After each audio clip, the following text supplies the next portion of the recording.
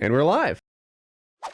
Having to go into any survival situation as someone with bad eyes is like, I can fantasize about whatever I want, but as soon as the fucking Costco optometrist shuts down, the beginning of the end starts for this guy. Because, because my eyes, eventually these glasses are going to break, and my eyes at this point in time, I just have to hope the apocalypse starts after my eyes stop getting worse. So, as long as the apocalypse is post-LASIK, I'll be fine. Have you thought about LASIK? Yeah, I thought about it. I think I've talked about it. I went to my eye doctor like 8 months ago or so when I was getting these glasses, because I'd only worn contacts for years at that point because I didn't have glasses that I wanted to wear or that let me see well. And I was asking him like, hey, I'm 25 now. You think LASIK in my future? You know, that's kind of the age they say you can get LASIK because your eyes stop getting way worse. And he's like, yeah, maybe not for you. Looks like your corneas are very, very thin. I don't know if we'd want to risk a surgery there. I wouldn't want to mess it up. And it's like, oh, okay, well, this has kind of just been what I've been banking on my entire life. and for you to just flippantly say, no sight for you, you don't get to see, we're not taking a risk on your eyes. Like, I didn't like that. So I'll have to go to someone else and see if they'll do it. But I don't want to do it probably for another 4 years or so. You're right. You need to find an optometrist with a little gamble in him. I like your style here. You want to find an optometrist who's like, fuck it. Let's see what'll happen.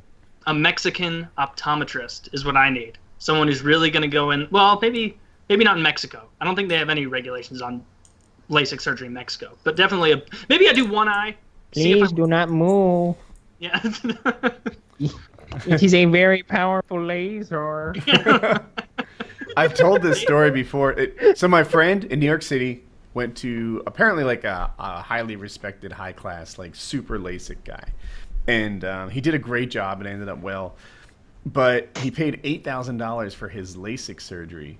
And they scheduled it on the 8th hour. So like every 7.5 minutes, they had another customer come in. So they had like several rooms going on. And his appointment was at whatever, like 5:07.5. And they like prepped him. The nurses got everything. He just kind of came there, checked over the settings, hit the LASIK surgery button or whatever the hell he does, and then he moved on. Every 7.5 minutes, he earned another $8,000. Wow.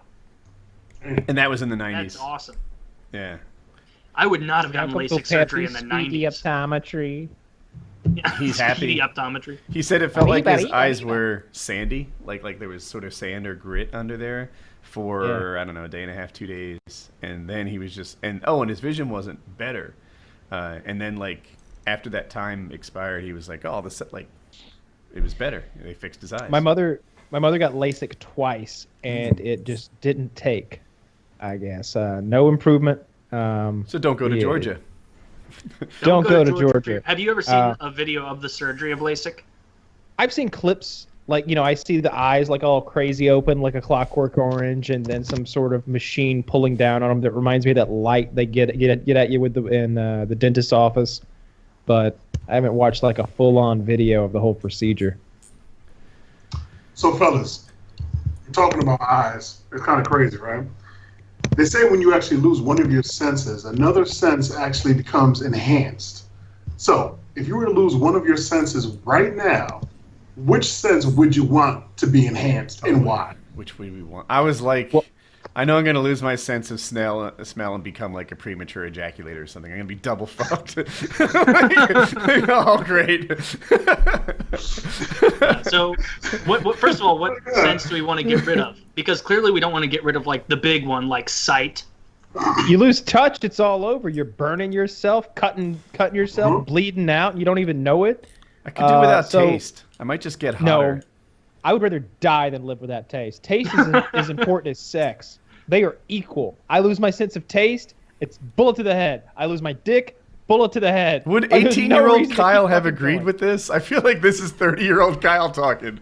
No, food is enormously important. I get so much comfort and joy and pleasure from food. I like cooking food. I like I'm not some pretentious foodie or anything, but I like really nice food, and I think I've got a fairly refined palate despite my Taco Bell jokes. I really like nice food. If I lost that, I just wouldn't want to keep going forward. So I want to lose my sense of smell. It sucks to lose any sense, but I want a sense of smell.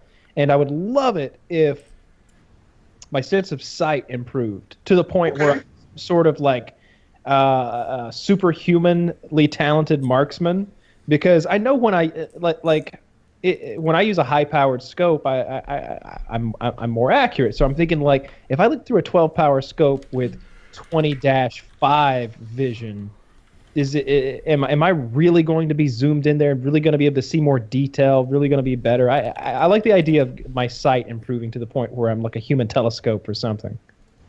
All right, I like that. That's a good one. Taylor, what's going on? I think we're all going to be on the same page of losing smell, because that just seems like at the very Need to watch worst anymore, boys. Yeah, you don't smell things that are bad for you at the mall or wherever, so you're not going to be as tempted to go eat bad food, so that's good. And the one I want to improve, oh man, it's hard. Probably, I mean, being able to hear really well, first thought, very good, right? But you can't turn off your hearing the way you can turn off your eyes. And so I'm agreeing with Kyle, because for a while I was thinking ears, but I'm just imagining laying in bed and like hearing my partner's like heartbeat next to me and just being like, oh, this is fucking awful. And then anytime someone like drops or like cuts their chicken incorrectly on a plate and you hear like You realize that your wife or girlfriend isn't actually going to like look in the mirror. She's been farting in the bathroom for your entire existence. You're like, Jesus Christ! You like hear these long, disgusting, wet farts every time your significant other like steps away for some. I'm gonna go get the nail clippers. I'll be right back. And you hear doom, doom, doom, doom as she leaves the room, and then just. And then her going, oh God, that's terrible. And the whole time you're sitting there like just listening to the lie, just pretending like you believe, and just being disgusted. So that's why eyes are the correct answer, because you don't have to get good seats at the theater anymore or at concerts. It's also why better you at would hunting. Improve your sense of smell. One thing I'm always thinking about whenever a character has super smell is, doesn't everyone stink to this guy now? Isn't he walking around in a cloud of just wretched, vomitous stink? Because like, I don't know, like if you're walking outside and you're hot and sweaty, your ass crack is going to smell terrible. It's like BO and shit if you've been working all day and like sweating. Like, but if you've got like super smell, then every human being around you is just exuding BO and shit. Like that would be a horrible world. Yeah, to live. everything would smell horrific. Like, this is a good example. I was in college my freshman year, and my buddy who was in the same dorm as me was fucking his girlfriend. So me and his roommate, we were all friends. We were hanging out in my dorm at the time, and we went back over there after they were done just to hang out and play some whatever video game it was at the time. And I walked in, I sat down, and like was like, God, it smells bad in here. Like, God, Jesus. And like we played for like half an hour until eventually I was like, Zach, dude, like it smells like cum in here. Did you guys clean up after you fucked? And he's like, no, she just gave me head. And I'm like, okay, well, where did she spit your cum? He's like, in the garbage can. And I'm like, okay, so that's why it smells like cum in this entire hallway now, is because you just spit your load in the garbage can. Like that's something that is unavoidable. Got too much asparagus in his diet or something. Yes, if he's stinking up the hallway. You wouldn't just be smelling farts and cum near you. You'd be smelling farts and cum and all over the place. You'd very quickly realize that cum is a lot more places than you think. Just watch any mystery show. It's all over everywhere. Yeah, I would like the criminals jack off before they make away.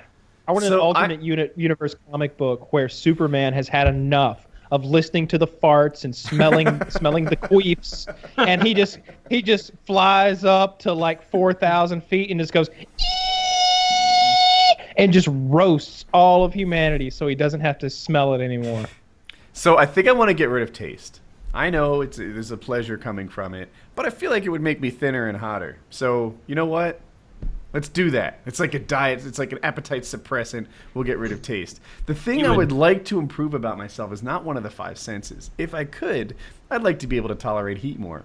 I feel like months of my year are kind of fucked by the fact that it was 99 all summer long. Even September was like 94 every goddamn day until lately. So if I liked it when it was 98 outside, that would be a huge upgrade to my life. But given that that's not one of the senses, I guess I'll take sight. Taste is something that I think that would make you do other things that were worse for you in order to replace that kind of pleasure drip in your brain that you would no longer be getting because like you're not a big drinker, you're not like clearly I think your pleasures are probably food and then adventurous things like paramotoring. You get a lot of pleasure from stuff like that. So if you took out taste, suddenly, well, Woody, I'm not a drinker, I'm not a drug user, I'm not this that. You'd have to go into crazier and crazier adrenaline stuff. You gotta torture trying the to get that dopamine drip going. It's again. animal torture. That's what you go to at that point. It's the only way to get your fix. You'd have to torture small animals. That's what a lot of serial killers do. You don't want that. That's why Andrew's got that fucked up ear. I wouldn't be surprised. I don't know what you did to that poor dog. I want to like get some kind of a dog whisperer and like tell us the truth. What did he do? Wait, Dame, when is that? We didn't get your sense choices. My sense killing and revive. So as far as the sense that I do not mind losing, it would actually be sound. Hearing, I can just let go because I don't always listen to people to begin with now, as is. So if I don't hear individuals, it wouldn't even bother me. You know what I'm saying? I'll just pick up sign language, and if you understand sign language, great for you. And as far as reviewing foods, I believe I would love to enhance the taste. So I want to be able to break ingredients down within the food that I actually review. I enjoy reviewing food. I could talk about food all day long. But if I could actually break down the ingredients that you put into the ribeye to bring about those flavors, and I mean the individual ingredients, I could taste them. I would love to be able to do that. So I can imagine how that would go. Like, oh yeah. They've instead of molasses, this is riboflavin and red dye number 9. But it's kind of working for me. It would just enhance the review, man. It would just kind of take it to the next level. So you'd be the best like wine guy of all time because you'd actually be able to take a drink and be like, are these northern green grapes from California? And there's a slight smattering of Southern California grapes. Like, my God. You know, I know so little about wine, I can't even make up words that you would say if you knew a lot about it. Oak! Aha! Like, whatever you say. The whole wine reviewing thing. Like there's some people who are, like, super experts, sommelier, etc. And then there are other experts who say that first group is full of shit. That they can't taste the things they're saying they taste. That, like, they're not super tasters. It's weird to me that the whole thing exists in some sort of limbo/controversy that we don't even know if this is real. It's not real. Wine is bullshit. They cannot tell the difference. But they've done that thing where they like put the $10 bullshit wine in front of the world wine experts and they can't fucking tell the difference. It's red or it's white and that's about it. There is wine that tastes good, but its price has virtually nothing to fucking do with it. It's just not. It's a big conspiracy. It's bullshit. It's people selling you rotten grapes for incredibly exorbitant amounts of money. You go to restaurants where they have like 300% markup and you're buying like a $600 bottle of wine. You're getting fucked in the ass and you're swallowing it and paying $600 for it. Stupid. Like, I've never had a wine. There was a lot of anger. I want to be like, this wine. Because I paid for some expensive wine. Look, I don't mind buying an expensive steak. I will buy a $100 steak if it's some sort of special fancy Kobe beef. If I don't mind massaged, this steak. No, it's good because there's a difference. We're talking about how the fat is marbleized within the meat. We're talking about how it's prepared. We're talking about that $25,000 like oven they use to cook it and char grill it back there. The same thing they say about wine, where they're like, hand-picked gently by the hands of Cambodians in southern wherever the hell, and then gently packaged and shipped here. That's bullshit, though. The things I'm talking about affect the taste, the texture, and the look and all that stuff. But the wine thing is just bullshit. It's rotten grapes. It's not good.